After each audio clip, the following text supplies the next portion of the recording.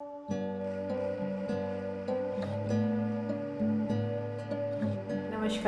मैं आचार्य Mohini Bhardwaj astro help के YouTube channel पर आपका स्वागत करती हूँ। आज हम बात करेंगे रत्नों के बारे में। रत्न आखिर कौन पहन सकता है, रत्न पहनने के लिए हमें किसकी सलाह लेनी ज़रूरी है और रत्न पहनने के लिए सबसे पहले हमें क्या पता करना चाहिए कि कौन सा रत्न हमें पहनना चाहिए।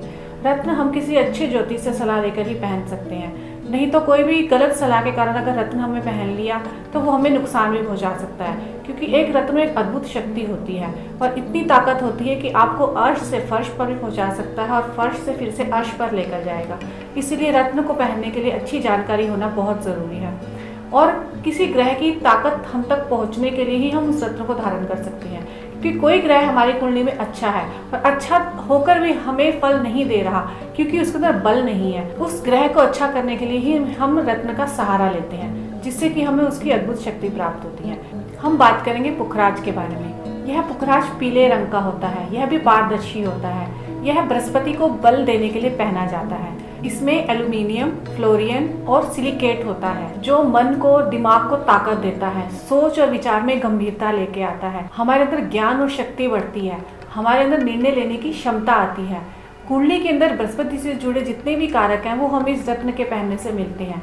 अगर हमारी कुंडली में बृहस्पति अच्छा है, शुभ है, अच्छे फल नहीं दे पा रहा क्योंकि वो बलवान नहीं है, इसी को बल देने के लिए ही हम इसकी शुभता को बढ़ाते हैं, जिससे के लिए हमें ये रत्न पहना जाता है। क्योंकि रत्न शरीर में धारण करने के बाद हमें जो हमारी आसपास की ओरा से जो किरणें प्राप्त होती है, वही किरणें रत्न के माध्यम से जो हमारे शरीर में जाती है, तो उसी रत्न के माध्यम से ही उस ग्रह से जुड़े हमें बल प्राप्त होते हैं। बुद्धि की कमी दूर होती है, हमारा वैवाहिक जीवन भी अच्छा रहता है। हमारा विवाह नहीं हो रहा या विवाह होते होते कोई ना कोई समस्या ऐसी आ जाती है जिससे कि वाद विवाद बढ़ जाता है, घर में सुख शांति नहीं है, संतान नहीं हो पा रही है, या संतान है तो संतान का हमें सुख प्राप्त नहीं हो रहा, या किसी न किसी तरह से जीवन साथी व संतान से हमें दूरी रहती है, हम गृहस्थ सुख को नहीं प्राप्त कर सकते, तो ये रत्न हमारी बहुत मदद करेगा। यह रत्न पहनने से हमें सामाजिक जीवन में प्रतिष्ठा प्राप्त होती है। हमारे शरीर में लीवर से जुड़ी समस्या का भी समाधान होता है। अगर कुंडली में बृहस्पति आपका नीच का है या 6-8-12 का स्वामी होकर 6-8-12 भाव में ही बैठा है, तब आपको ये रत्न नहीं धारण करना चाहिए। कुंडली में अगर आपका बृहस्पति स्व राशि का है, उच्च का है, या आपके लगन में बैठा हुआ है, दूसरे भाव में बैठा है, पंचम में, नवम में, दशम में, एकादश भाव में बैठा है, तब ये रत्न आपको बहुत सहायता करेगा। नहीं तो ये रत्न आपको नुकसान भी दे सकता है, क्योंकि बृहस्पति मोटापे का कारक है। अगर रत्न सूट नहीं करा तो रत्न पहनने से हो सकता है आपका मोटापा भी बढ़ जाए, आपको थायराइड या मधुमेह की समस्या भी हो सकती है, आपके जीवन साथी या संतान से भी दूरी हो सकती है, धन की कमी आपके जीवन में हमेशा बनी रहेगी।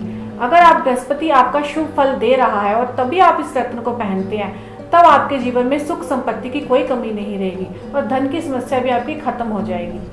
अगर किसी बच्चे का पढ़ाई में मन नहीं लग रहा या उसके अंदर ज्ञान की कमी रहती है, उसके अंदर सोचने समझने की शक्ति कम है, तो ये पुखराज भी आपकी जरूर मदद करेगा। आप अपने हाथ को देखिए, ये गुरु पर्वत है। अगर ये गुरु पर्वत बहुत ही ज्यादा ऊंचा उठा हुआ है या बिल्कुल ही दबा हुआ है या इस पे बहुत ही अधिक कटी फटी रेखाएं हैं, काला तिल है, तो आप ये रत्न धारण ना करें। अगर आपकी कुंडली में आपको गुरु की दशा महादशा चल रही है, तब आपके गुरु की दशा के चलते ही आप इस रत्न को धारण करते हैं, तो ये रत्न आपको बहुत फायदा देगा।